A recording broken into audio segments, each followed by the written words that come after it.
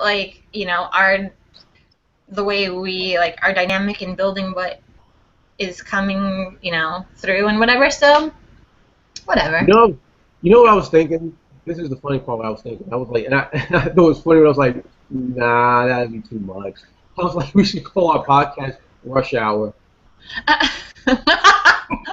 You got that?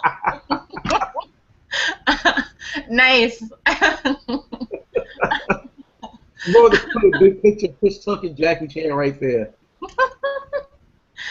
Are there copyright issues to calling it Rush Hour? We can misspell it. Like we'll put two U's in the rush. Rush Hour. You can't get it. I do like the word ratchet though. Somehow, if we can combine those things. I just cause like it's a bait because we do a bunch of beta shows, so we figure out the kinks. I just put Ratchet Comedy Podcast. Words with titles and nicknames. Because I can relate to Ratchet, so like I like I like that being part of our podcast. Well, according to you, I live a ratchet life. All these confrontations I get into. Nothing. This is a damn thing. Just mind my business, and people just fuck with me. They just like to fuck with me. The thing is, but you actually respond to it. Like shit happens to me, but like I pretend like I didn't even hear it, and then but I don't think that's necessarily the best case either because I always end up going home and feeling like, well, that happened, and I wish I had said something or addressed it. And But that's like I said because that comes from me being an ex-fat kid. Okay, see, this is the thing. Okay, this whole anti-bullying campaign is bullshit. I'm all for bullying, not bullying in the sense of like I'm with the bullies, but it builds character. And I'm not. I used to be bullied as a kid, but that's why like I can handle like confrontations. I don't like confrontations. That's how I handle them because I always had to defend myself with my words. I guess that's why I like going into comedy. So that's why like I'll address shit right then and there. And everything has a cause and effect. If you're being a dick, I'm going to call you out on it. It's like I said when I was telling you, I was in Port Authority, and I was real polite about it. Like I walked up to the guy, I said, "Listen, is the bus on this platform or is it going to be on the other platform?" And he was like, "It's upstairs." And I was like, "Screw you, Uncle Fester." He looked like Uncle Fester from the Addams Family. I was like, how you gonna talk shit to me? And you look like one of the Adams family members. He wanted to beat the living shit out of me. Like I saw in his eyes. Like I was walking away and he had like a death stare. He was like, I mean, I could have ran from him. He was like 400 pounds. Like I could have outran him. But like, oh man, I was upset. I was like, you rude son of a bitch.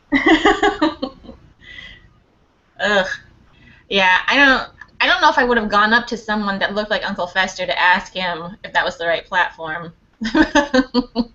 Well, he looked like I thought he was a nice guy. He was minding his business. He was sitting there and in his transit uniform, and I was like, oh, he looks like a good Samaritan I can go and ask him a question. Like it's servant, and lo and Yeah. behold, he was a huge steaming pile of penis. But see, I think as comics, we have to kind of be that way because we have to deal with hecklers. That's true. Like, we have to deal with hecklers. Like, oh, we had to tell this story about those two douchebags that we ran into at the bar after our set.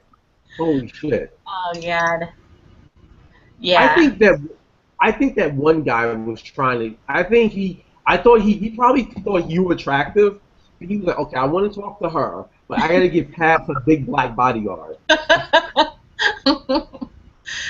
definitely agree. I think that the first guy, I mean, he kept like, cause he came up to me earlier and was like, "Oh, is there a comedy show downstairs?" And I was like, "Yeah." And he's like, "Can anyone go up there or go down there, or whatever?" And I was like, "Yeah." So he like went downstairs and then came back up, and I'm like, "Whatever, people can stay or they don't have to stay." But then after the show, when he like came up to us, I was like, okay, I don't know if he was like interested in comedy or like, yeah, trying to chat with me. But his other friend was the one that was like real annoying. Oh God, yeah, that asshole. Well, the first guy I approached, like he walks up to me. Okay, folks. this is how it went down. Okay, me and Sandy were done with our sets. If you don't know, Sandy our comics, stand-up comics. So we're done with our set. We're at the bar. We're minding our business, talking, eating free treats. So they gave out free appetizers. We're eating our free treats, minding our business at the bar. And then this guy walks up to me now and paints the picture. I had on a purple, dress shirt, and I had my bow tie on, and I had my gold chain on. So he walks up to me and he's like, "Oh, so what's with the gold chain and the bow tie?" And I'm like, I don't know. I like dressing like an early pimp. I don't know. Well, yeah, the bow. I just want to know because you have a fake bow tie and a fake chain. I'm like, how the fuck do you know, like, if my chain is, you didn't even call them out on, like, how do you know the chain is even fake? I was like, are you a jeweler? Do you have one of those jewel things? I don't know what the things are called, like. Yeah. That's not, like, the best way to start a conversation. I don't know. I always feel like people come up, and, like, if they know that we're comedians, they just feel compelled to try to be funny or be on, like, and they think that we're always on. Yeah, and we're not. Like, we're having like a casual conversation. He's like, and he's like, "Oh, I'm sorry, I'm kind of awkward." I'm like, "Well, that's apparent. I can tell you got a little scared and shit." 'Cause I was like, getting the shit. He's like, "Oh, I'm sorry, I'm hiccuping because I'm so awkward. I'm awkward, I'm like, fucking dude, fucking nerd." Yeah. And then his fucking friend is like, "You guys comics?" we're like, yeah. So what is your process? And he's like asking us like our process, and I was explaining to him, and he's like, no, that's exactly how you do it. And I'm like, how the fuck is he gonna tell us to write jokes? Like, Yeah. Well, what's weird is, like, yeah, he was like, isn't the process that you, like, what is it, like, you write jokes, you do this and you do that, whatever, and then we were like, not quite, and he's like, no, that's it. I was like, why did you ask a question if you already have decided that your answer was the answer? Like, what, like, are we supposed to be, like, are we having a conversation, or is he, like, just determining what we should think? it was weird because it was like, and I was saying the thing like, is he heckling us? Like, it was so weird. And I'm saying like, and then at one point you and I kind of just ignored him, and then he stopped running his mouth. Cause I'm like, let me ignore him before I take his bow tie off and choke the shit out of him. I'm gonna choke the shit out of this guy in a minute. Like, yeah, it got weird. Yeah, people just think, oh, well, the comics, they can take a joke. It's like, no, asshole. Like, go eat a dick. Like, that's just what I wanted to tell them. Yeah. Oh. I just hate it because, like, I'm not on stage all the time. Like, if I'm not on stage, I'm not on stage. Like, I don't need to be, like, class clown or, like, life of the party if I'm not on stage. Like, I don't know if that kind of perception. It's like one thing if you're around other comics and you're together and you're just having fun because you're trying to make each other laugh. And that's kind of like a common thing. But, like, with just like regular people, it's like, okay, for example, like a friend of mine, I'm not gonna say her name, but a good friend of mine texts me and she's like, "Oh, so you're doing stand up now?" I'm like, "Yeah," and she's like, "Tell me a joke," and I'm like, what? Like, dude, it's like 1 in the morning. I'm not texting you a fucking joke 1 in the morning. Oh, you're whack. I'm like, well then I'll be whack. Like, that's weird. Why would I do that? Yeah. I'm not texting you a joke. Yeah. Ugh. Yeah, like certain people, like, no. Like, if you want to see me do a joke, come see me. Like, there's no, like, right now, there's no stage, there's no mic, there's no audience, you're not getting a joke. I'm not some joke monkey. Like, yeah. Like, I'm not some joke machine. Unless you're, like, willing to, like, I don't know, show me a boob or two, then maybe. If you show me, like, a titty or two, then I might consider it. a titty for a joke. Oh, a quick titty flash. I might, I'll think about it. Well, that would work for me. Like, I wouldn't want, like, a dick pic for a joke. Like, that. Okay, what is with the dick pics? Now, this big phenomenon with, like, dick pics. Like, what is with, I've never sent a dick pic. I'm married, and that'd be kind of weird if I sent my wife a dick pic. She's like, what the fuck are you doing? But, like, Like, dude, I see your dick when you come out the shower. But like, where's what guys doing it? Like, has a guy ever sent you a dick pic? Oh yeah. Oh, what I've the got, hell? come on, I'm a Like, girl. You need to know, like, as a girl, definitely, I've gotten a dick pic. That's well, like, what's the process of sending a dick pic? Because like, this is what I imagine. Or maybe it's just me because I probably would do something like this. Like I can imagine like you're in the bathroom, you're gonna send a dick pic, you're in there, and you're like, okay, before I send this dick pic, let me shampoo and condition my pubes, okay? And then let me like foam it and trim it like a fucking bonsai tree so it looks nice and neat and everything. And, like I can imagine like guys just standing there with like their camera phones trying to get angles like those fucking stupid girls that make those pictures on Instagram. It's like, okay. I I think that no matter what, like it doesn't matter what kind of lighting, like a dick does not ever look that good. It's just a disgusting. It just looks nasty. There's no way of making an attractive, beautiful dick pic. Is that like, listen, guys? If any guys watching this, let me tell you something. Don't send dick pics. There's nothing attractive about penis. Okay, dicks are ugly. Okay, here's the thing about. Okay, let's break it down. Check this out. There's no value in penis. There's no value in it. There's value in vagina. Okay, there's value in vajayjay. Okay, if listen, if a beautiful woman walked in here butt naked, like I'd be like, holy shit. Like, you know what I mean? Like, that's why guys read Playboy and watch porn and shit. Okay? Like, there's value in the pooch. Okay? That's why guys get fresh haircuts, why guys get nice cars, to get that thing. There's value in it. Now, let's flip the scenario, okay? Because an experiment needs control. Let's say, for example, you go on a date, okay?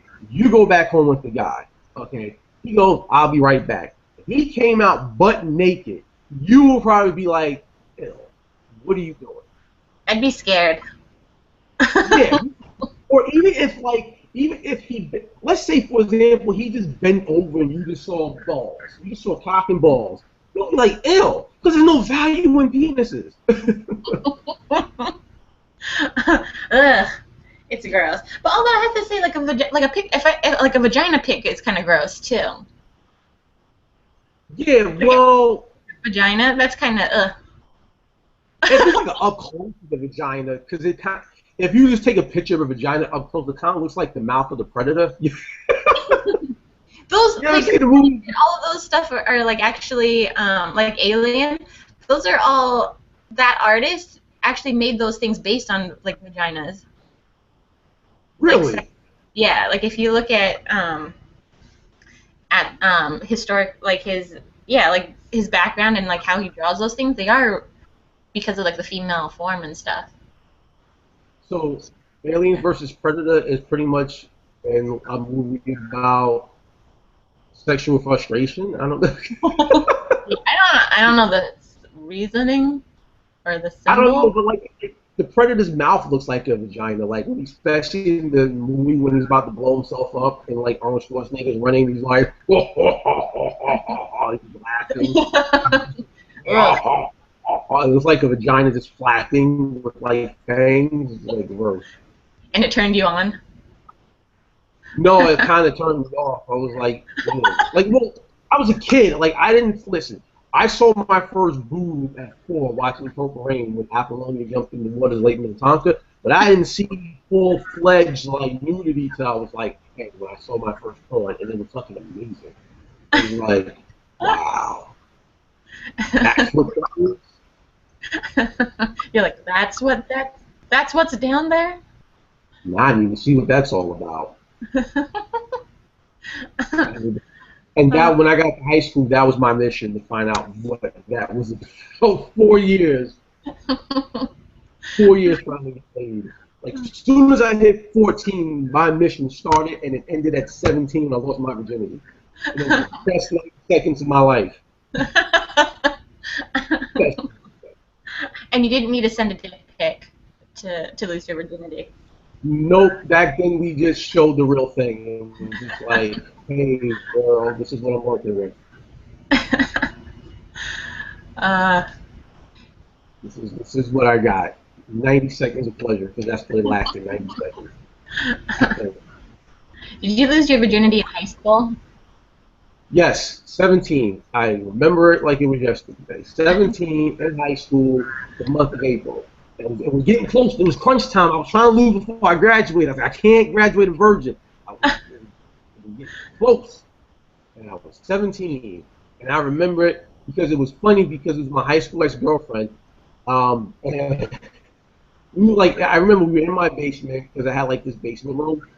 Yeah. And like, so we're making out, dry humping, and all that stuff, what you do as a teenager. And then she starts unbuckling my pants. And I was like, oh, shit. You're like, it's gonna happen. What happened? And I was like, oh, I'm going to grab a condom. Although, I did the worst thing because I didn't like the way the condom felt. So, like, once I got in, I took it off. Oh no. I was like, she won't notice. And you know what the sad part is? She wasn't a virgin. So Should like have once, condom yeah, on. so once I was done, she just gave me this look like, "That's it." And I was like, No. "I'm 17. What do you expect from me? You expect me to fuck like a porn star? I'm like 17." Wasn't it scary? Was it scary, or were you like, I'm all down for it? Oh no, I was all in. This is what I was waiting for. I was like, yes, yes, I was all in. This is what I've been working so hard for. uh, right And then before like graduating. I could have lost it a lot earlier, but I was such a snob. That was the problem. I was such a snob about it. I was like, I wanted my virginity to the perfect girl, the perfect, beautiful, girl. And my high school ex-girlfriend, no offense to her, was not all that. Okay, and I was just like, beggars can't be choosers. Fuck it, let's just do it. So you said you could have lost it earlier. What did the other girl look like? I could have like lost it earlier. It was just that I was like holding out, like to Oh. like meet the perfect girl. It was what it was the late '90s, and nerds wouldn't end. My high school either you had to be a jock or you had to sell drugs. And I played varsity basketball, but Yeah. I was very mediocre at it. Wait, where did you go to high school? I went to high school in Jersey City, County Prep. Go Hurricanes. And it was like a danger, like there were a lot of like, did you say drug dealers and stuff? No, no, I mean you had to still Oh. just mean like you just had to be a tough guy. You had to be a thug because that was good back then to be a thug. But no, my high school was actually very friendly. All the kids were friendly. It was like one of those like smart school. Like it was a school for nerds. Put it that way. When It did was. It was like a school for nerds. when did you get bullied? Oh, I got bullied in grammar school. See, the bullying stopped when I got to high school because I hit puberty. And I got much taller and I started to box. So that shit stopped once I got to high school. But I got bullied in grammar school because, let me tell you something, it's so funny when you hear like white parents talk about bullying. Like, my child's being bullied. It's like, let me tell you something. You don't know bullying until you get bullied by some hood ass black kids, okay? Because they are fucking mean, okay? Oh Black man. kids go hard, okay? And I was a very overweight, chubby, nerdy kid, okay? That rather be in the house reading comic books than be out in the streets. Yeah. Yikes. And most of the kids in my class in grammar school were always talking about what was going on in the block. What's going on in the block? I was excited for a new episode of all that on Nickelodeon on Saturday night. Like that was my Saturday night as a kid. Like when I was like 10 years old, like, that was my shit. I was like, yes. That's the type of kid I was. Yeah. Yeah, I don't know. I loved comic books because of my brother, but that was it. But yeah, I don't like. It's such an interesting perspective because like I grew up in Utah, and so like I just didn't fit in. So like it wasn't like bullying, but it was just like not being paid attention to, which was like You grew up sucked. in Utah? Yeah. Oh, you poor thing. I know it's like the worst. I'm like it's like majority white and Mormon. I am Laotian and not Mormon, so like really I had like no friends. I would have See, I preferred to be guess, bullied, I think. see, you would have did a lot better. You did a lot better than me. You know what I mean? Like me being black, growing up in Utah with some Mormons, it could have ended really badly for me. They have a polite way of being rude. Like they would call like my sister. They were like, "Oh, you're a heathen," and she like didn't know what it meant. So she was just like, "Oh, thank you." I was like, "No, I think that's a rude thing. I think that just offended you, actually." What did she think was some kind of like slang or something? Like, hey, what's going on, my heathen? What's going on, Yeah. my heathen? I think she thought it was just like kind of like, oh, like nice outfit, like that kind of thing. Like, oh, you're a heathen. Like she just thought like, oh, it's just a statement. I don't know what it means. I was like, oh my god. But Like, yeah, if you actually, go, but like, and Mormons aren't even about like sleeping around and stuff. So like, it was not even a big deal. Like, because their whole thing is like you wait until marriage to like have sex. So like everyone just got married like really early so that they could have sex. But it was like never an issue about like oh losing your virginity. but don't they have like multiple? Like, you can have like multiple wives. Well, that's like yeah polygamous, but that's not like prevalent. Like that's just like a small portion of Mormons are into like believe in polygamy, but it's not like the majority by any means. Because see, personally, I think okay, because I would think that would be good for the sales pitch. Like that would sell me on being a Mormon. Like, 'cause I like you can have like 10 to 15 wives. Like that should be a sales pitch. You know, bring people into the Church of Mormons or whatever they call themselves these days. I don't know, but like, but then again, like it's that could backfire because like, what's that show that's on with the guys got like 19 wives or some shit? Oh Um, Sister Wives. Like yeah. I've always said, like if that guy ever got divorced, he'd be in a world full of shit because he has like 18 kids. You know how much child support he would have to like pay? He'd be Oh fucked. my god. If that guy was like Shaq. Ugh. Yeah. There's. I don't even know how you live with that anyway. Living with that or divorcing that. That's overwhelming. To have that many wives, that many kids. Better or worse with like 5 wives. I'm trying to still figure out for better for worse with one wife. I can't do that shit with five. Like I gotta come home to like 5 nagging wives. Fuck that. How come it doesn't work the other way? Why can't I have like multiple husbands? Would you want multiple penises? I wouldn't want to have to take care of multiple penises. You Yeah. wouldn't want that. Let me You rethink wouldn't. that. Living with a guy is Yeah. hard enough. Like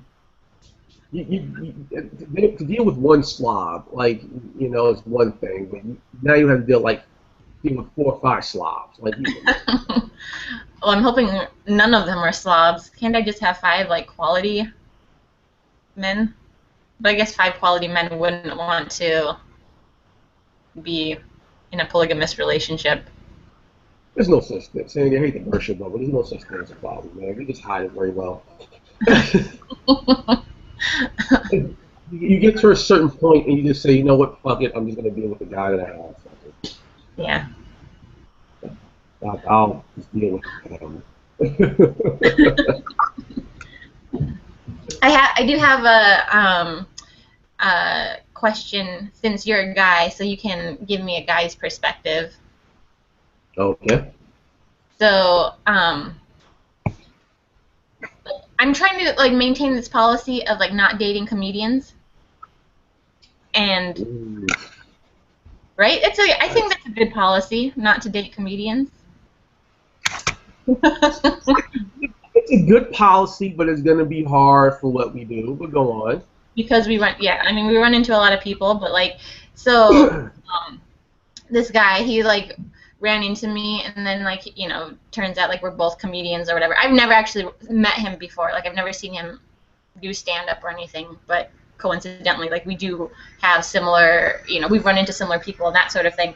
But he was like really aggressively trying to get my number, and like I didn't know how to like say no, and I figure like we are comedians, so like if nothing else we can still like network. But then it got like once like he started texting and was like being like like flirty and whatever, and I was just like, you know what, like I'm not interested, and we are both comedians, and I think it's better if we're friends or whatever. And then he like kind of got hostile and was like, you knew when you gave me your number what my intentions were, so like now all of a sudden you're like switching it up and making it an excuse that because we're comedians, like when I think it's something else or whatever. I'm like, does it matter? Like, No, men. Oh God, the male species is really just coming in.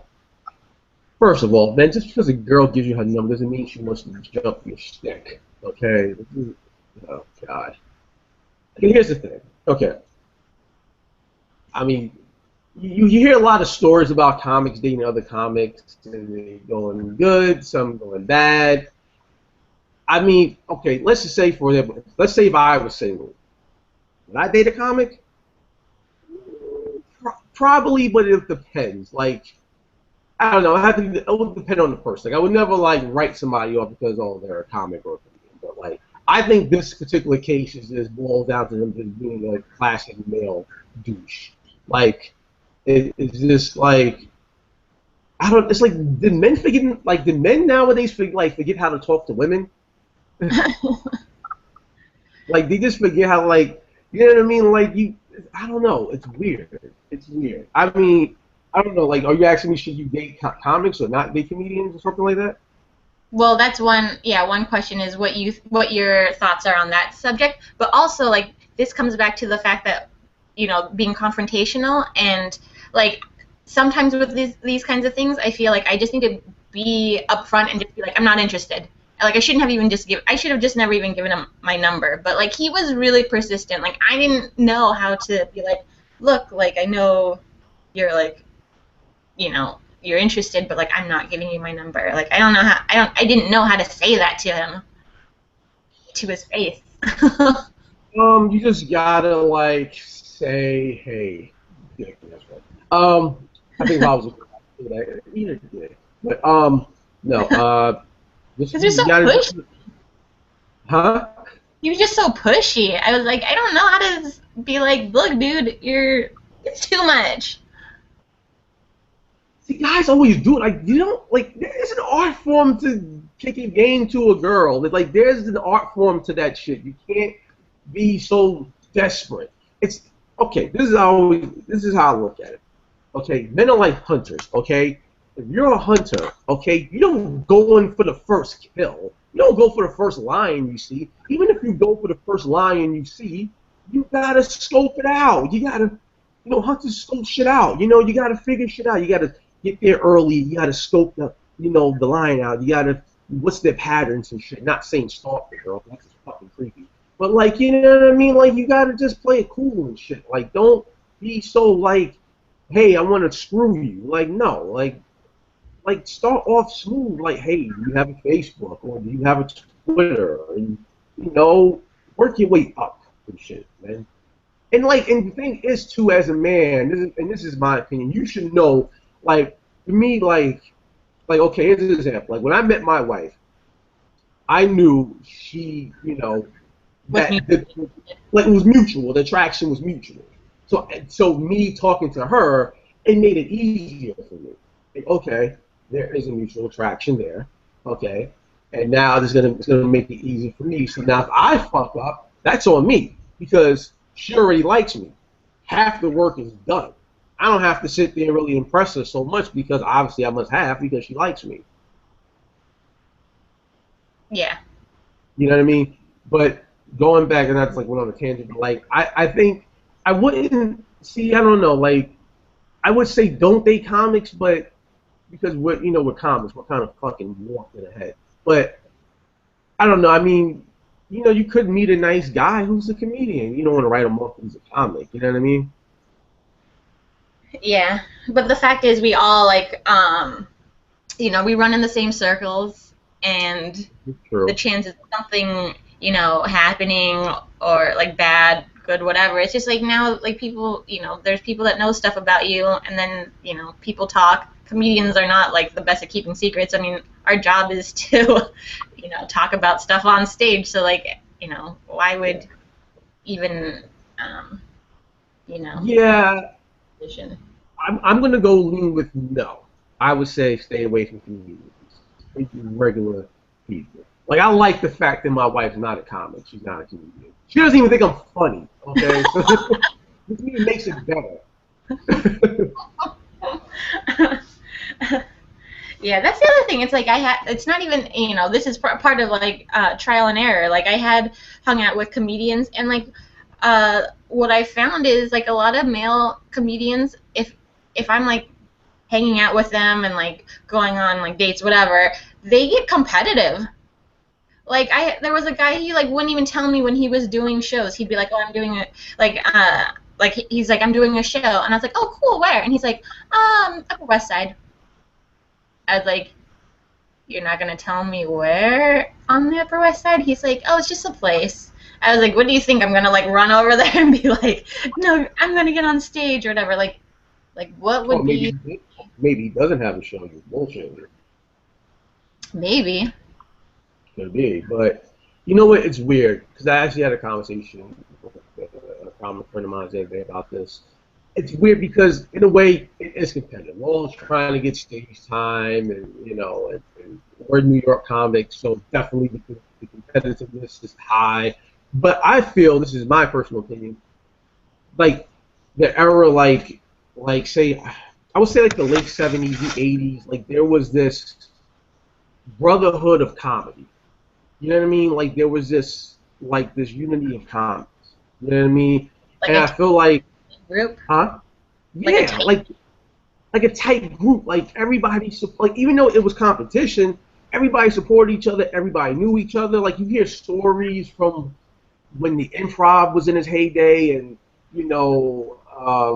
even when Eddie Murphy and Arsenio and Robin Townsend and Keenan Ivory Wayans all started together, like there was this brotherhood of comics, and like I feel like that's lost. Like you would hear stories like comics would do sets, and then from their sets they would go and like hang out. They would go and get something to eat, and go get a slice of pizza and literally talk about their jokes and say, well, we can this work. Like I remember there was an interview that Keenan Ivory Wayans did, and he said like it'd be like him and Eddie Murphy and Arsenio Hall and Robert Townsend would be at a club on a dance floor, literally dancing and telling jokes to each other and saying, "Oh, do you think this will work?" Yeah, like literally doing it. Like I just feel like that brotherhood, like, is lost.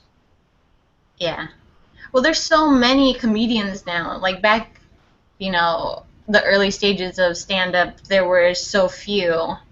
And now there's just so many that I think you could still have like your tight knit group, but like it's not quite like that, the same.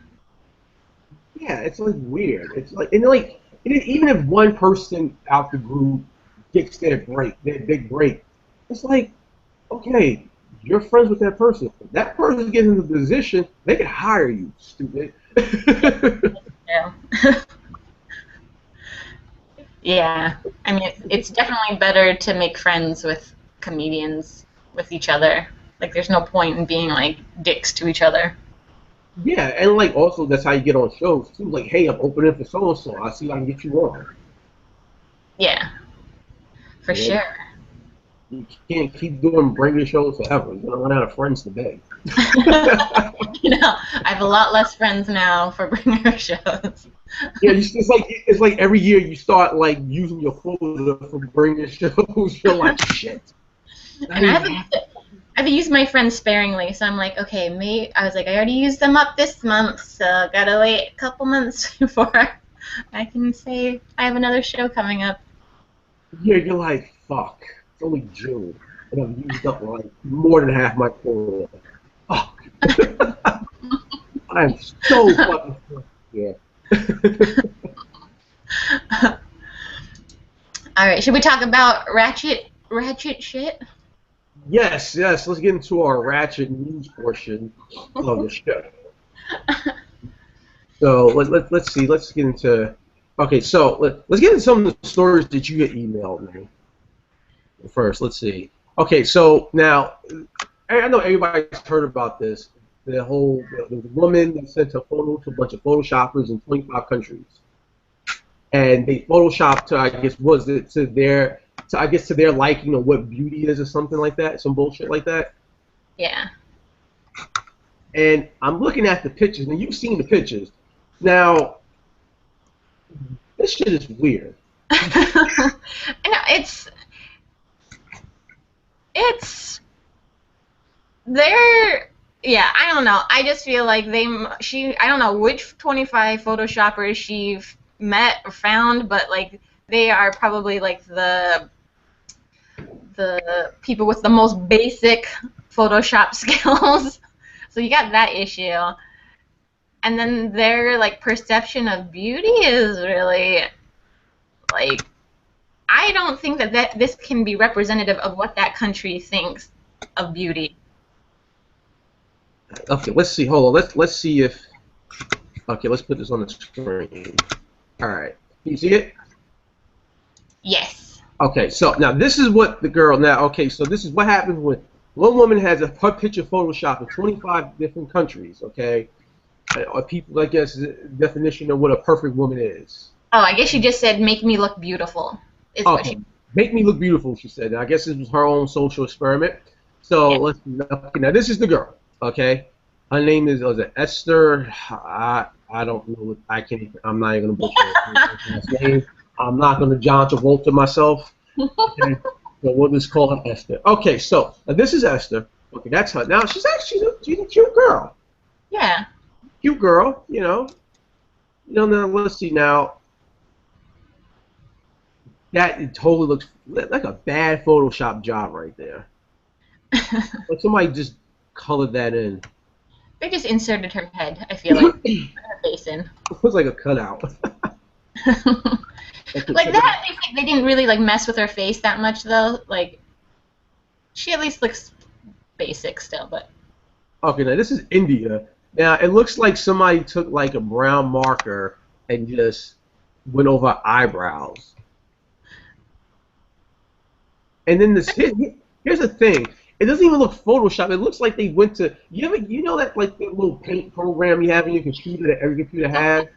That's what it looked like to me. That's what they did with the eyebrows.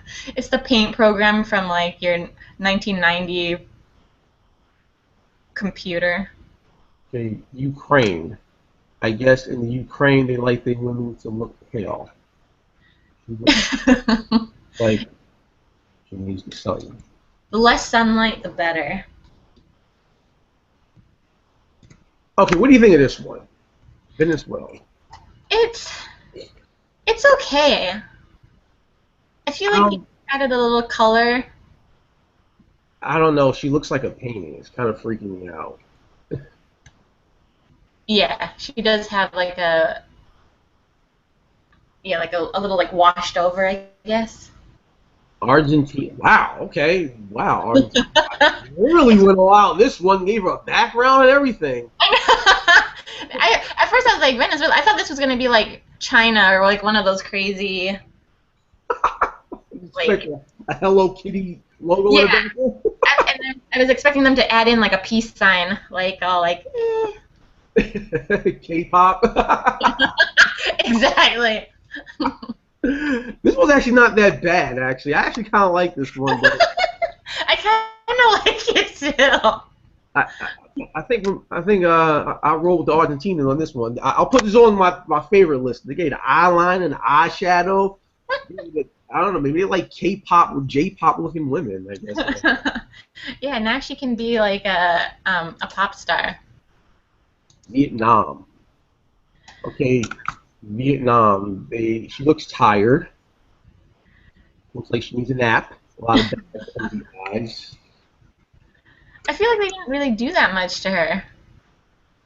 I guess they like. I guess the women over there in Vietnam really work because they like their women to look tired. They're working women in Vietnam. Vietnam's like my neighbor country. All right, isn't like Laos right next to Vietnam? Yeah. Okay, I don't know. My geography skills are Like terrible. the more tired I look, the more attractive I'll be to Vietnamese people. You can pull the Vietnamese man. What the fuck? Philippines? I don't even know what. This is weird. It's kind of freaky. I don't like that they gave her a wig. We're just gonna skip this one. 'Cause that's kind of weird. Romania. Oh, she looks kind of basic. Yeah, it's. Boring. Sri Lankan. Let's see. Okay, and Sri Lankan, they gave her some weird green They eye gave her, thing. yeah, like raccoon eye, green eyeshadow. United States, which is the weirdest fucking one. Are you kidding me? She's like an alien. It's not even her anymore. It's like, okay, I hate to say it, but did you watch the Twilight movies? Yes, she looks like the offspring of Everett Cullen and Bella. Exactly. She looks like a baby, that freaky looking baby in the last one. Oh my god. It's like, you know when they always do those, like, oh, if these two people had a baby, like if these two celebrities had a baby, this is what it would look like. Or like those age progression, like this person went missing 20 years ago. Oh yeah, and they like upgrade it. It looks so weird. Like, oh my god, she looks. It's, Oh, holy. that is not the United States ideal of beauty. I don't know. What if we had a kid, Sandy? What would our kid look like? What do you think? Beautiful. We should try to do one of those blends. I'm gonna take one of your I don't know Photoshop though. Do Me you know? neither. We blend our picture together when we get Tiger Woods. I don't know. Oh, Tiger Woods. Our kid, you're from Laos. I'm black. It'd be like one of those exotic-looking babies. Yeah. Have you seen? There's like National Geographic did like an article on what kids in the future are gonna look like. Yes, human beings are gonna look like in the future. Yeah, and they mostly look like half Asian, half black, really, right? Yeah, I'm like, are you saying that black people and Asians are just gonna just be mating for the next 50 years? Like, are you saying that Asian women are gonna be like, I'm tired of screwing these Jewish men? Black guys are gonna be like, hey, you know what? We're done with white women. Let's just move on. What happened to like the Hasidics? Like they pretty much stick to themselves. This is true. But the day that an Asian girl gets a black girl's ass, it is a wrap. Okay? I like to pride myself on thinking I have kind of a black girl's booty. You do actually. It's not that I was checking you out, but I'm a dude. I just noticed it. Like, whatever. Bottom heavy. It's hard not to notice that I'm bottom heavy. Well, listen, I'm okay. I didn't listen. I'm king of the creeps. Okay, I didn't look. Okay, I'm a fucking scumboy. Okay, I'm king of the creeps. Okay, the UK. Looks They like give weird highlights. yeah. They like lighten it up anymore? Like yes, we like white women. Okay, this actually looks she could be like Israeli, like you know what I mean? Yeah. Why did he make her right eyebrow so bushy? I know they look like my eyebrows. Weird. Like two caterpillars about to kiss each other. Italy. Kind of looks similar to what was the Sri Lankan, I think. Yeah, it's okay. I'm all right with that. Australia. I didn't do not much. Added in some pink blush. Yeah, the pinkest blush. Australians, you're boring. Let's see. Bangladesh. Let's see. Um, What's up with the whole feather thing? Notice that they give an outfit too. yeah, they're like, she's not dressed. Let's clothe her with feathers and hair parted to the side. Okay, what's with the chopsticks in the hair in this one? Yeah, Earrings and accessories. it's not like Asian, and they gave her a stick in her hair. They gave her accessories. They were like fake pearls and shit. Yeah. Accessories. Wow. Germany. What the holy shit? She just blinded me. What the hell? This is like, you know those movies where like the aliens probe you, and this is like the bright light right before? I feel like that. I don't know if you ever seen that movie from the 80s, Cocoon, about the old people that went to like some alien planet and these aliens came down, but like the aliens were like these glowing lights things. They look weird. That's what she looks like. Okay, Greece. She looks like a. Okay, she looks has way too much makeup on. I'm digging the extended eyelashes though. Yeah, those are some like serious Katy Perry eyelashes. Oh, looks like that picture. Indonesia. Wow, look at, they really like pale women. White Yeah. women, white women have made a comeback. Jeez. I guess so. It's Yeah, like that's super pasty.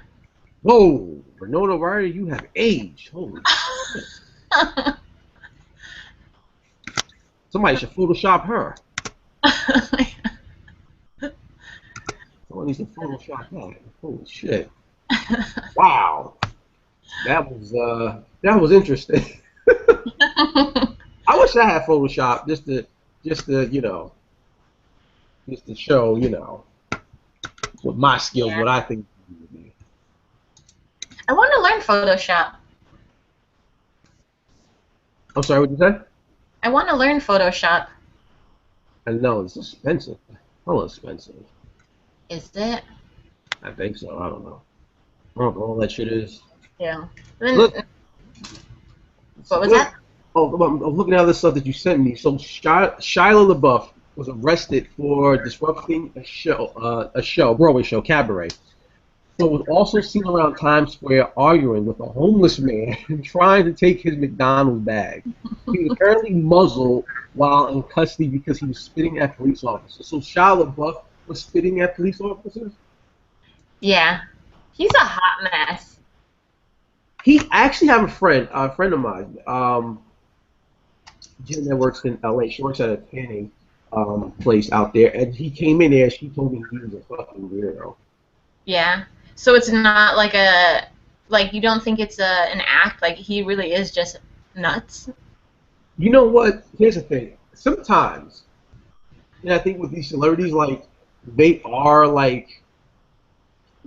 yeah, they'll put these acts on, but like they get so hyped up in like the act that it just becomes them. Like it like overtakes them, and they become that thing that they created. And I think in this case, this is what happened. I mean, he has a history of like so much erratic behavior. It's not even funny. Yeah.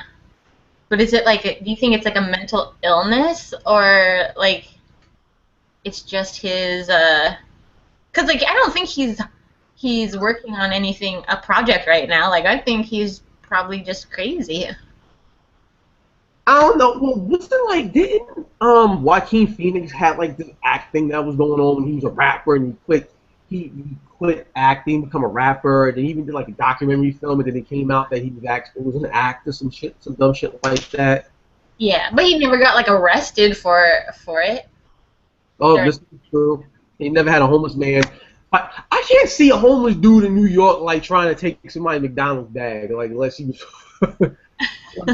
Like, you know what I mean? Like the homeless dudes in Times Square are pretty chill. Like, you know what I mean?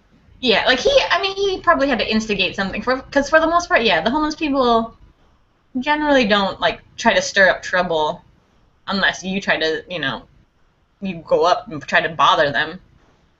Yeah, I mean, and well, if he was in Times Square, he kind of deserved it. I mean, listen, if you live in New York, or if you're in New York, or if you're somebody like me, like I'm from New Jersey, but I'm in New York all the time. If you're a person that goes to New York on a regular basis, you know good and well to stay the fuck out of Times Square. Like, you do not go near it because you got to deal with all the tourist people and they are fucking annoying. You stay the fuck. I fucking cringe anytime I even have to go near Midtown.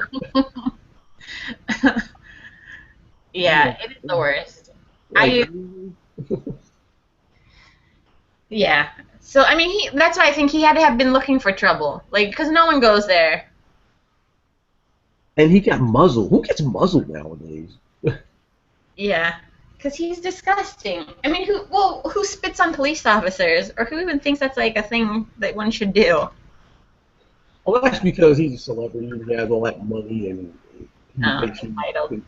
entitled and stuff. Like, what was that thing happened to Reese Witherspoon a year ago or two, something like that? And she got Yeah. arrested. Yeah, she got arrested, and it was like she was like I forget what the video was, but she was like pretty much saying like, oh, you know who I am, and Yeah.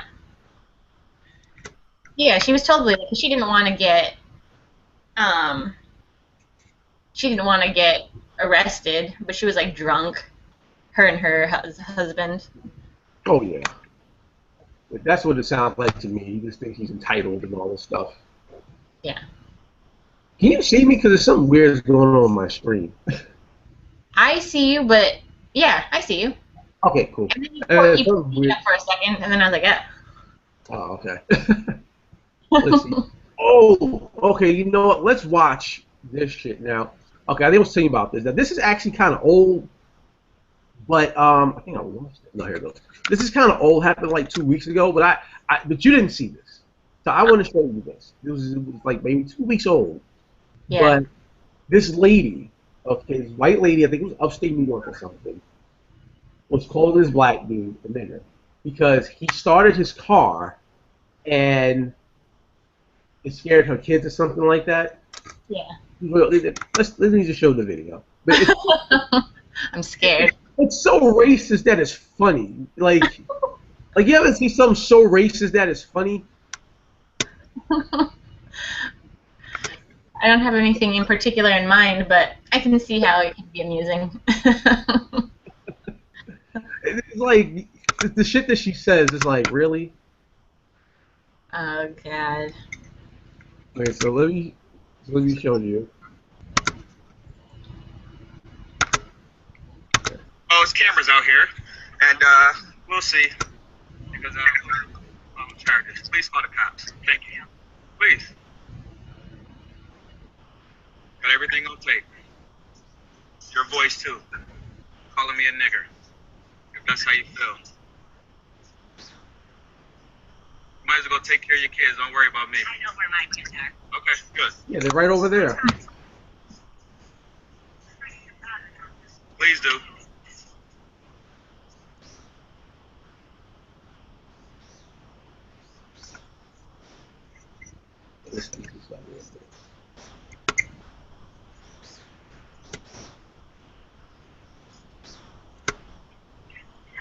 You call me a nigger, I just want to sit back. You're the shit out of my kids. By starting my car. By starting my car. Amazing. Oh.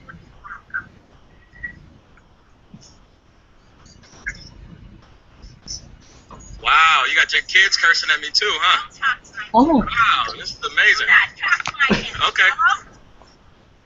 Talk to this fucking nigga right now. Oh my God. If you recorded me, scared the shit out of answering. Sat in the car. You wanted to run his mouth talking about me being a nasty mother. Okay, I don't. Really? Okay, I just paused it. I don't know if you noticed. Look, the guy that was in the background was like looking on. And it was like, what the fuck is going on? I didn't see what he did. He's like staring. He's just like looking. It was so funny. I don't know. I just thought that. I said that. He's got me on videotape, and I'm still flipping the fuck out. You called me a nigger. Go I ahead. called you a nigger. You're a nigger. Oh my god. Fucking nigger. Okay. See, now this goes back to what my father always said. My dad always told me this. He goes, son, don't ever think a white person won't call you a nigger. If you piss off a white person, like really piss them off, they will call you a nigger. Ugh. And he was right. Oh man. But like, it doesn't. Fucking loser. That's why. You better get something out of Oh, it. no wonder. I don't sue people. Oh, he knows the cops. How many cops did I strip for? You ain't getting fired, bitch. Oh my god. Okay. They said how many cops she didn't strip for. First of all, what fucking cops you strip for? She, like, they must have been some desperate ass cops to have her fucking strip. Holy shit. Ugh. She's Like- a stinky woman. She looks like one of those. You know what she looks like if she's a stripper? Okay, there are two types of strip clubs. There's like the really high class strip clubs with like the really good looking women and the hot bodies, and then you have like the other strip club that's like all the women look like they just been there too long and stuff. Because you know, like the life expectancy of a stripper is like 25, and like they've been there too long, and like she looks like the stripper at happy hour. Like when the strip club open at noon, and it's like, oh, happy hour. Like that's what she looks like. Like really? Like the strippers that have like the lazy eye and the weird stretch marks and weird scars from God knows what. Oh, maybe like the holes with the bullet holes and cigarette burns and family. Yeah, and like all bruised up and stuff. Like these had a hard life. Because you know strippers, you know, their life expectancy is like 25. When you're 25 and you're stripping, that's too fucking old. And Yeah. she was like she's about 45. Yeah, no, cool, but I've never, well, not that I've met that many strippers, but I don't think I've ever met ones that are like 70-year-old women who are like, oh yeah, I used to be a stripper. No, right? They just sit there like, you know, back in my day, you know, the stripping game was so good, you know. We used to clap our booties all night long. Like, Yeah, I just want to meet some old women that were formerly strippers. I need to find some. okay, well, let's analyze her for a second. Now we have a okay. She has stripped for. Okay, first of all, she has average titties. Okay, which means ill. No, hers are like, they look pretty upright, so like, I mean, it's all a bra. They're probably all old and saggy for sure Yeah, inside.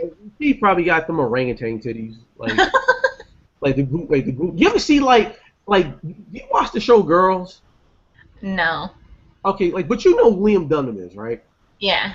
She's always naked on the show, and like she has like the googly eye titties that those are titties that go one way and they go the other way, like they kind of like sprout out to the side, googly eyes. I Yeah. bet it's googly eye titties. It's the worst. Yeah. I can't imagine that they're pretty. This Her, girl. her nose looks like the nose of like you know like the dad Joe Dog like glasses with the fake nose and the Oh yeah. yeah, that's what her nose looks like. She looks like she's like that's not her. Like yeah, like her hair looks like a wig. Nah, she needs conditioner. Look, she looks like she probably doesn't smile much. Like she's probably just an always angry person. She just looks sad. I feel bad for the kids. Like look at her little like girl over there. Looks like she's just trying to figure out what's right and wrong. That little girl gonna have a hard life. Like that, holy shit. Ugh. Damn, this woman's angry. Okay. Tell him, dude. You will fucking kill him. Don't even fucking. I'm telling you right now. That's very, very good. I will fucking get your ass out. Please do. I don't know. What? Because he wants to put it on YouTube, try and act hard because I called him a racist because he's a racist, ignorant nigger. Okay, wait a minute. Now, here's the thing. Now, I ain't the smartest guy in the world, but you gonna call somebody racist, but then call them a nigger? Like, that's some. Okay, that really just. Okay. Yeah. Whoa. Oh my god. Oh. Like, what would you have done? What would I have done? Oh. Yeah. See, here's the thing. I probably would have. I don't know what I would have done. I'll be honest with you. I don't know. I don't know. To be completely honest, I don't know unless I was in that situation. I mean, he's definitely heckling her, which is something I probably would do too. So I probably would have, like, as soon as she would have said the stripper thing, I probably would have provoked her to strip for me. I probably would have said something to the effect of, like, you know what? If I try my hardest, I probably can get laid from this chick. Probably get what? I can probably, like, fuck her. Like, I can. If I played my cards right, I probably could. Not that I would want to, but I'd be probably like, you know, I can fuck you, right? You want to get a drink? I probably would have did that. You want to get a drink? Yeah, maybe she's just projecting because she really just wants like angry sex. She. Yeah, it's like, so you can be like, you got fucked by a nigga, like.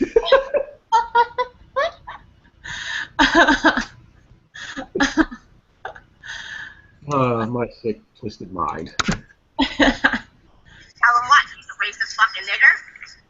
Funny. All right, you're done. My lawyer's well. Good, thanks. Hey, here, my husband's coming. Okay, sure. Oh my gosh. Oh my gosh. Oops, you got a coffee. Get my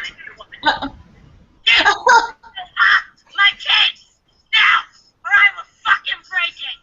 What the hell? My coffee and then Go ahead. Not fucking. You saw that window quick as hell. She saw with the coffee. Go ahead, the window went root. Oh my gosh. What a crazy lady.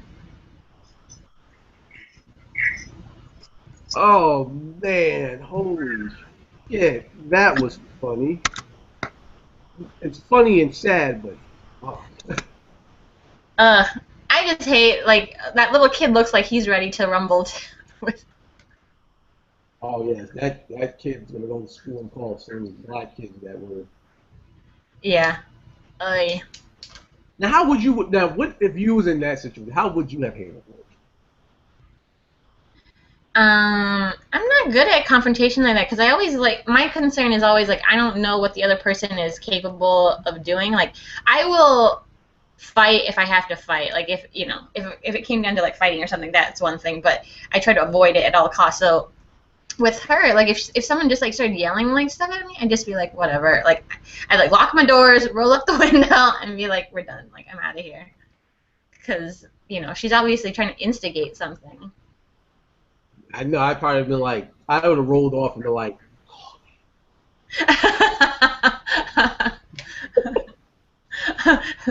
be like, what's your phone number? I want to send you a dick pic. dick pic. There you go. There's a black nigger dick on my phone. There's a black nigger dick on my phone. I can just see her now.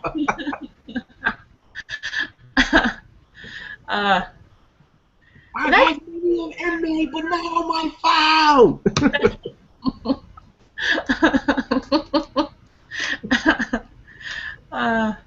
Oh, boy. The ratchetness continues. Oh, my goodness.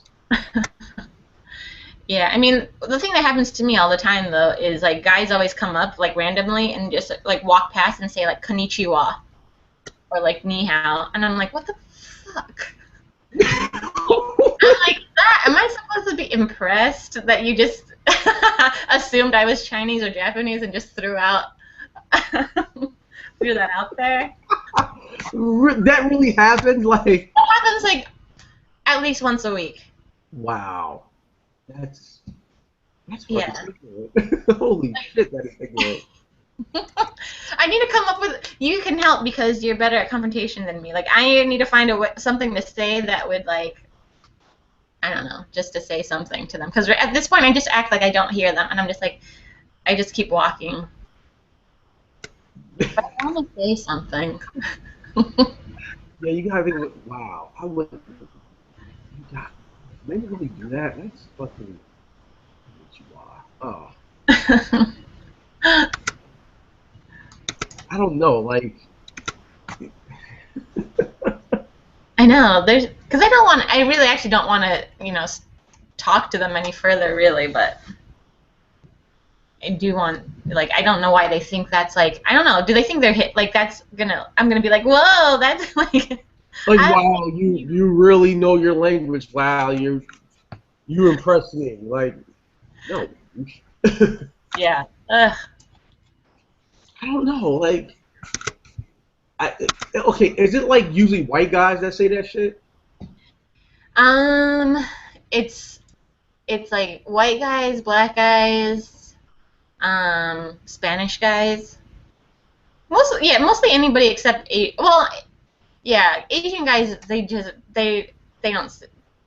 They'll maybe say hi, but they actually don't do anything really. It's mostly anybody that's not Asian usually will say that to me. It seems like the catcalling thing is really running rampant, especially in New York now.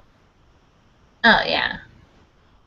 I wouldn't know what to say other than don't eat a sack of baby dicks, you douchebag. I don't know. My insults are just crude.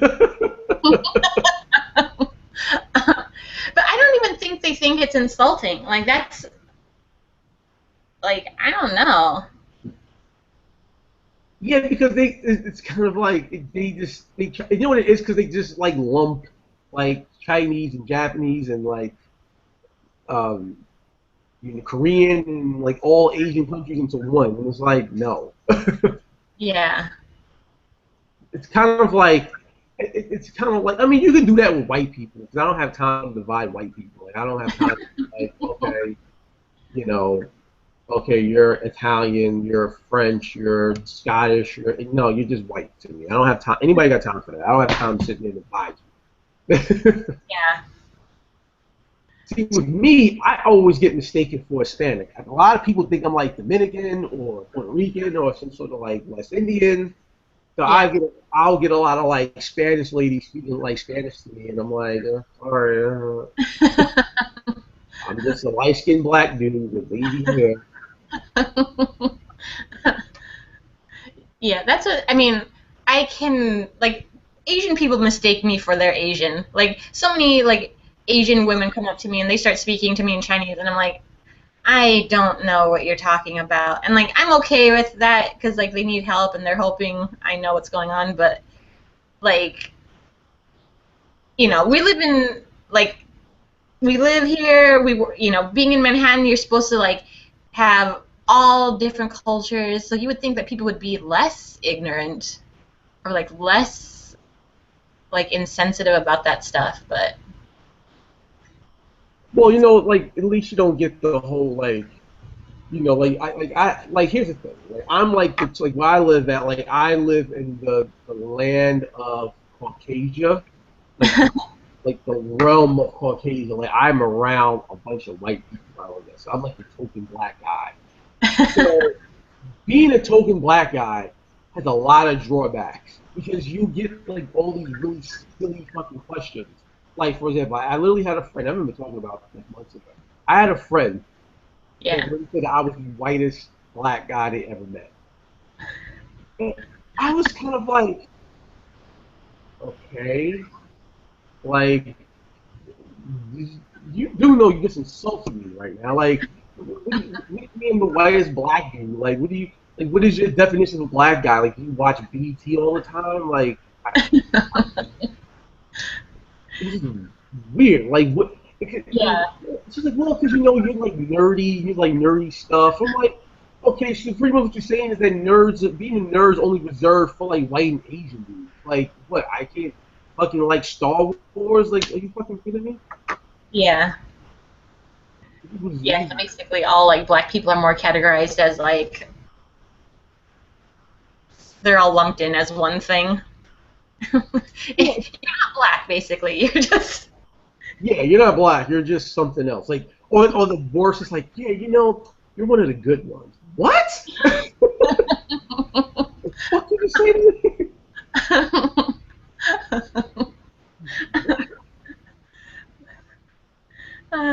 Like, I get it. I get it. I wear glasses. Okay, I'm an atheist. I used to be a vegetarian. I get it. Okay, but geez, like, what the hell? I want someone to say that about me. Like, oh, you're Asian. You're one of the good ones. like, like really? Like, and then like you'll get like, and the worst is when, and I've been in this situation many times. When you're the only black guy at a party, there's nothing but white people. That shit is the most uncomfortable situation you would ever want to be, because the whole entire time that you're there, you're waiting for the racist shit to happen. You're just like, it's gonna come. Someone's gonna say something, because they do it in a very passive way. Like, I think like the passive racism is worse than being racist or making a comment up front about it. Yeah. Like, I remember I was at this kind of like this dinner thing at my wife's job, and then they were like, it was like this Thanksgiving dinner thing, and the guy was serving turkey, and so I'm in line to get the food, and he goes, I know you want some of that hot sauce. What? And I was saying, first thing I said, I was like, okay, first of all, how does motherfucker want to know that I want hot sauce because I'm black? Okay, first of all, I do like hot sauce a lot, okay? I fucking love hot sauce on my chicken and on my turkey. Well, how the fuck are you going to assume that I want hot sauce on my turkey, you fucking bastard? Like, shit like that kind of keeps me off. Like, so what do you think about President Obama, huh? I'm like, I don't know. I didn't vote for him. I didn't vote at all. Like, fuck God, no.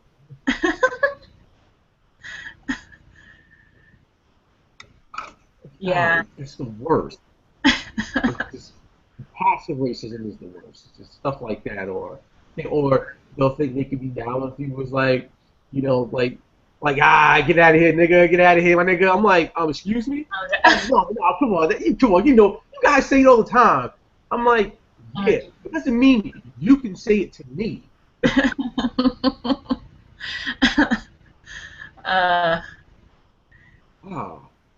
This, I don't know. People are just weird. This shit that we deal with on a daily basis, people. No kidding.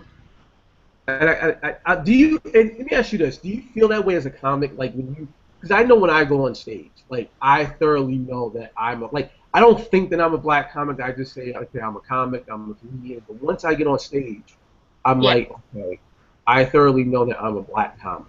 Like, that goes right into my head. Like, do you think like that about yourself? Like, okay, I thoroughly know I'm an Asian comic when I go on stage. Oh, for sure. Like, because it's not something I can hide. Like, when I go on stage, I am Asian, and I feel like I have to address it in some way. I mean, because I've been doing so many mics and people have seen me regularly, I don't feel as compelled to have to tell you guys. But like, if I am in a new audience, like, yeah, I feel like it's me. Like, it is part of who I am. Like, I can't avoid talking about it. And like, yeah, I don't know. Like, I don't want it to have to be that. Like, I want to be able to talk about other stuff. But really, like, that's my background. That is, it makes me who I am. That's where my perspective comes from. I feel the same way. Like, I mean, I definitely talk about things that are my truth to my life, and something like that is to a certain extent. But like, I don't like sometimes like when I did the last set and I made critique and just said that I should be more animated. I was like, yeah, I'm working on being more animated. When I first started in comedy, I was trying to be Mr. Fool, but a part of me kind of felt like you're not animated because you're not black. Because most black comics or urban black comics are very animated on the stage, and I'm not that type of comic. Yeah. I'm not on the stage like, hey, yo, what's up, everybody? What's going on? Like, that's not me. Yeah. And sometimes I kind of get that dread feeling when I'm at a mic, and there's like 4 or 5 other black comedians, and they do that thing, and like, I'm like, fuck. I'm gonna go up there, and people are gonna be so disappointed in me. I don't think, yeah, you have to do that to like, because sometimes that's so, like so overplayed. Like I've seen so many like black comics and they do it and it's just like, but there's no um, what is it, meat. Like there's no the comedy's not there. Like their jokes suck, and all Yeah. they like the stage presence. Yeah, you have to. You could have like you could have the voice, you could have the theatrics, but you got to have some jokes underneath it. Yeah. Like there's got to be some jokes.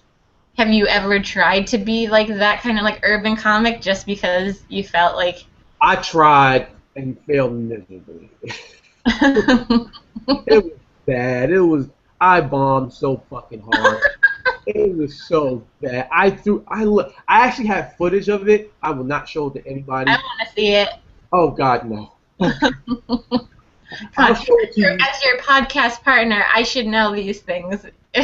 Okay, I'm gonna show it to you, but I will not show it to you on air. Next time we do a show together, next time I see you, like tomorrow, if we're doing the same show, same mic, I'll show it to you. I think it's still on my phone. I'll show it to you. I will not show it to anybody else. It was bad. It was bad. I like it was oh my God, it was what was the bit that I did? It was a bit about because it was kind of like towards the because we had like a shitty winter, so it was in the winter time, and I was talking about how like I get a kick out of people falling on ice. Yeah. But I was so animated, like it got so bad that I got so desperate that like I literally threw myself on the ground and fucked myself. Oh wow. Like I demonstrated and like I threw myself and it hurt like really bad. Oh no. I did it, but when I was walking off, I was like limping. I was like, fuck. No. It was a bad song. Why'd you get that into it?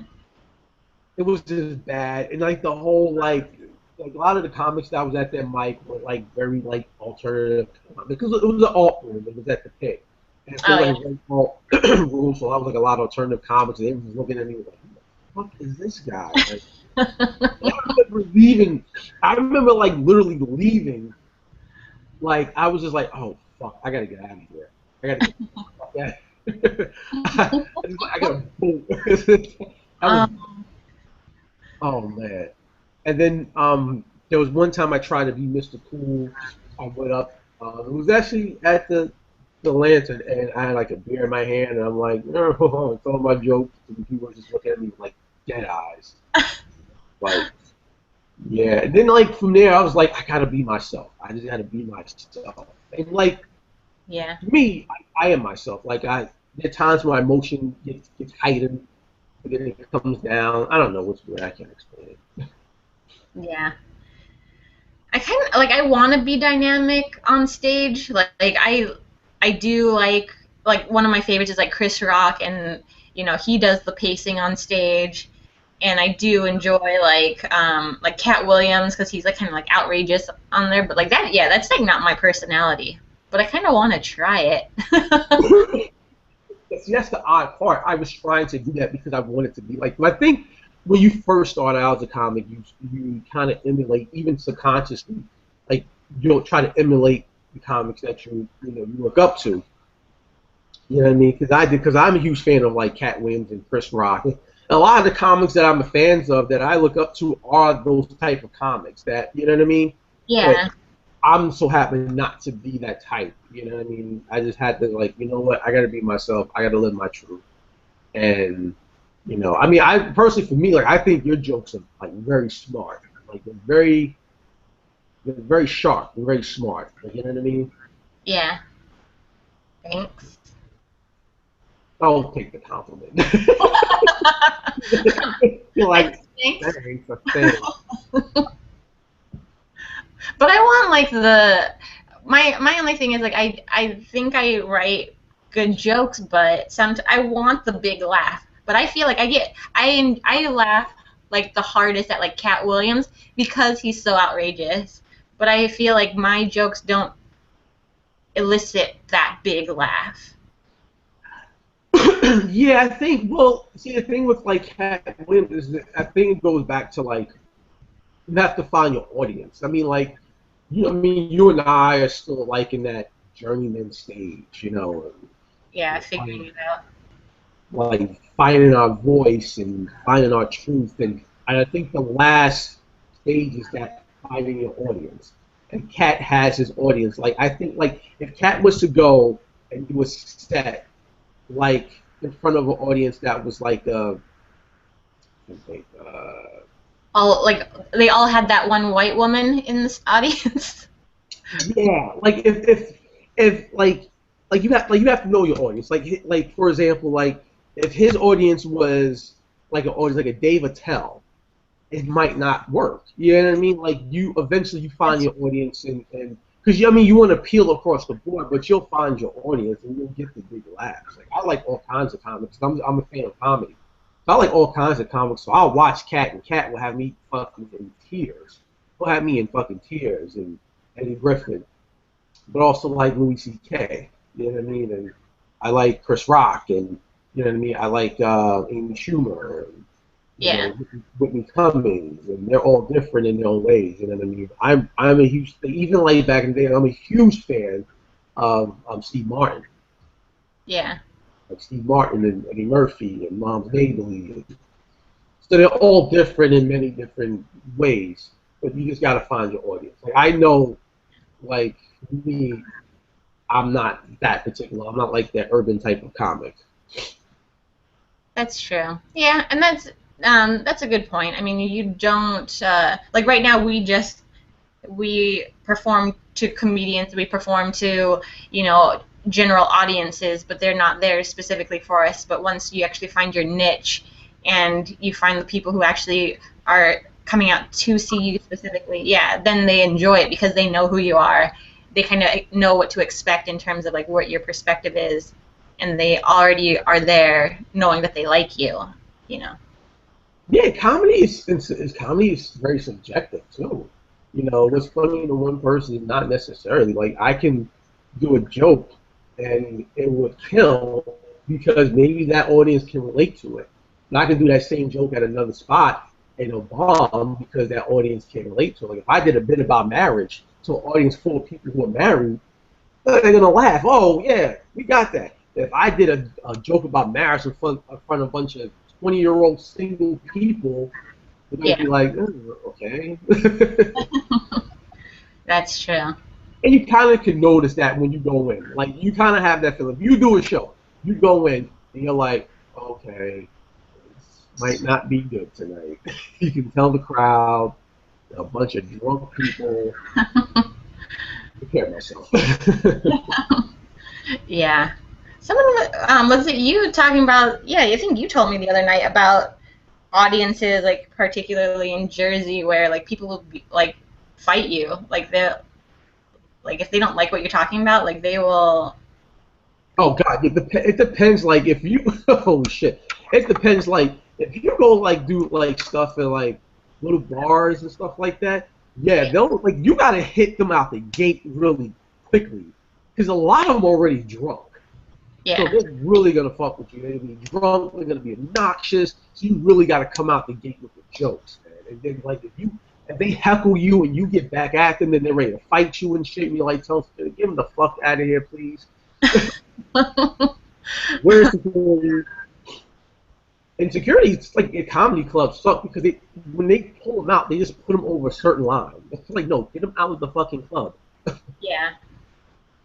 Well, I had a woman actually the other day. I mean, not wanting to fight me, but like she really did not like my jokes, and like, she like said out loud like, she was just like, wow, like it was like my dumpster baby joke, and she was just like, that's not funny, and like I didn't hear it, but like my friend that was sitting at her table was like, yeah, she was not happy, and then when I told the joke where I was like, I'm single, and she goes, I can see why. I was like, damn. I was like, sometimes people can't. I was like, why? I mean, it's a joke. So to be that. See, that I hate that shit. Like, if you come into a comedy show, you should be able to let your hair down and enjoy the shit. Anything goes, and you'll get those hecklers that I call them the righteous hecklers. That's not funny. That's not funny. You shouldn't joke about that subject. It's like, don't screw yourself. Like, it's a fucking comedy show. It's fucking comedy. If you don't like it, you can fucking leave. Like, those people you gotta say that shit to. Like, you know what? You can fucking get up and fucking get the fuck out. Yeah. And you gotta annihilate them. Like, you gotta annihilate them. Like, ah. Oh. She didn't say it out loud though, so she said it under like. She said it out loud, but only the people at her table could hear her. So luckily, I didn't hear it. I don't know how. See, another thing, I wouldn't have known how to react if I had heard her out loud. Yeah, I would have. And she'd be like, "That's not funny." I'm like, "Really? Then what's funny to you?" Like, I just would have started talking to her. But you want to hit him out the gate though, quick, because you don't want the crowd to turn on you. You want the crowd to be on your side. Yeah. Yeah, you want the crowd to be on your side. That's one thing. I've got a comic was telling me about that. Yeah, it's kind of funny. I just find it interesting because most people find my persona on stage to be like likable, and for this woman to be like adamantly not liking me, I was like, whoa. I was like, I guess, I mean, it's gonna happen. People are gonna not like my jokes, but yeah, interesting. That's one thing about comedy. You gotta have skin tougher than leather. You gotta be tough. You gotta. Everybody's built for this. Yeah. The toughest. This is gonna be like the toughest part for us, really, because we're still starting out. So, we're going through the trenches right now. Bring your shows to barking to. I know. So I barked before, like a while back in Times Square, and like my friends would run into me, and they're just like, "That is so sad, Sandy." And I was like, "Leave me alone. Just buy a ticket." That's why you don't like barking. You barked in Times Square. See, that's why. That sucked. I told you, avoid Midtown at all costs. It's one thing to be a barker in Times Square. There's another thing to bark. It's one thing to bark in like the village, like in East Village. That's another thing to bark in Midtown. Like, fuck. Now that's completely selling your ass. Like. You telling me barking in the village is really gonna be that much better? Well, because see, I think like the barkers in the village are more jaded. They're just like, I want to see a comedy show, come see it, whatever. They're just like, whatever. They're like, you want to see a comedy show? Okay. Comedy, right here. Yeah. Because if it's a free show, they don't have to sell a certain amount of tickets. They're just like, That's true. You know what? I think I would probably be more comfortable knowing that it's like something I don't have to sell. Like if it's because the one in Times Square it was like $20 a ticket or $20 or $30 a ticket. I didn't sell a single ticket to anyone that wasn't my friend. Yeah, see, I can sell tickets. I can bark for like the free comedy shows. I mean, because we're starting out. We're gonna try to get stage time anywhere. You know what I mean? We're gonna do a lot of the freebie shows or the shows like, hey, well, we can't pay you. We'll pay you in chicken wings. But we gotta do those shows. So those shows make it better. But I don't think I could do the whole buy a ticket for $30. It was the worst. Like I couldn't sell a single ticket. The only person that possibly wanted to buy a ticket from me was like, "Well, I'll buy you a ticket. I'll buy a ticket from you, but I actually go to this church. Would you be interested in coming to this church on Sunday?" And I was like, "Are you really gonna buy a ticket?" And he's like, "Yeah." And I was like, "Ah." I was like, "I don't really want to go to this church." I was like, I was like, I don't even care about selling a ticket. I'm not going. To be sacrificed. Oh man. I like comics selling your ass. What? Do you want to stick around a bit? I'm gonna end this. I think people kind of talking. Yeah, we can wrap up the live sesh.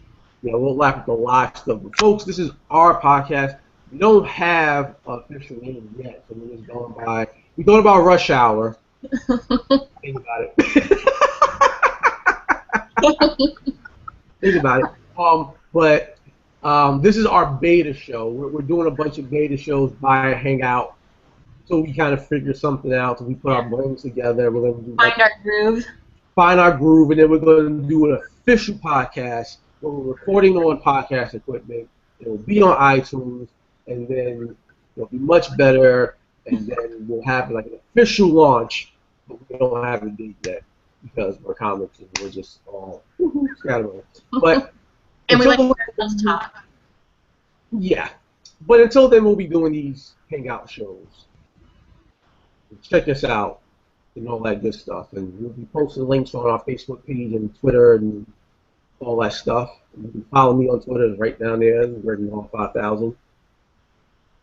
And what's your? Do you have Twitter?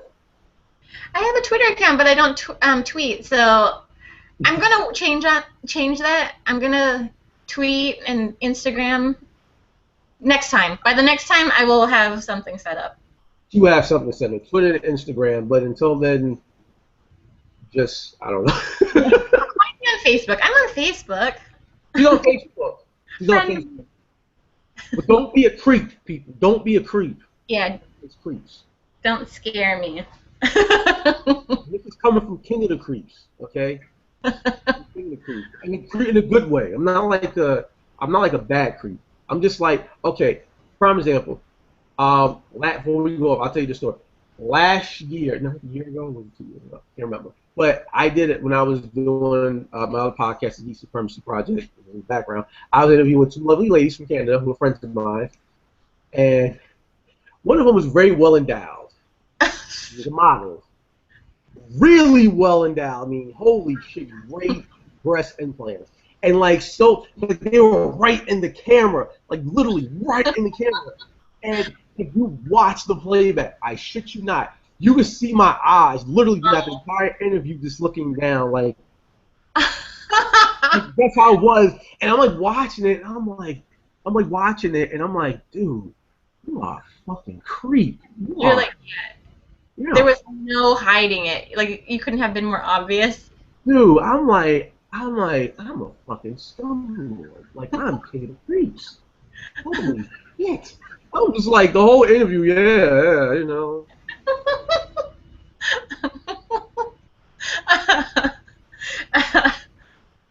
Oh my god. Holy shit.